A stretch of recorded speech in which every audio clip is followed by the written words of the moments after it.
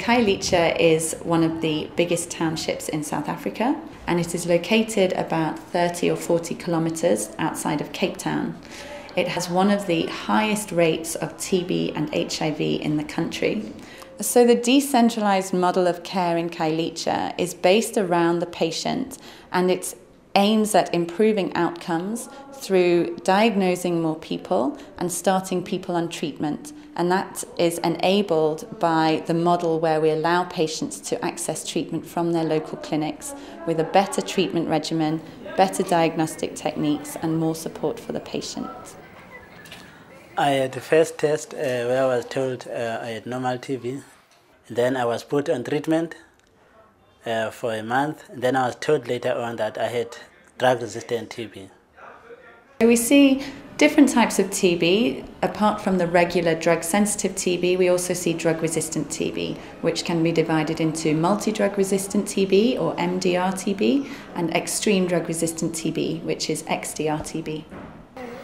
To take the MDR treatment, if I want, I could go to the hospital, but I chose not to. I chose to take the treatment from the clinic.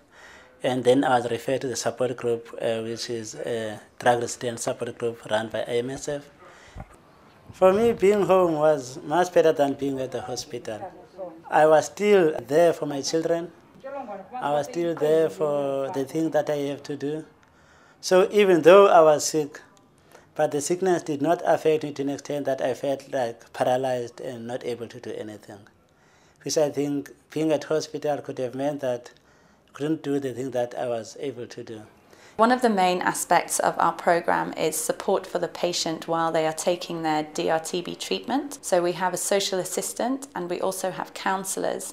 The counsellors see patients on a one-on-one basis when they start their treatment to provide intensified counselling for them. They also carry out home visits where they visit the home and they give infection control advice to the family, they educate the family and they reiterate the messages they gave in the first counselling session. And they are also used to track defaulting patients if they have stopped taking their medicine for whatever reason.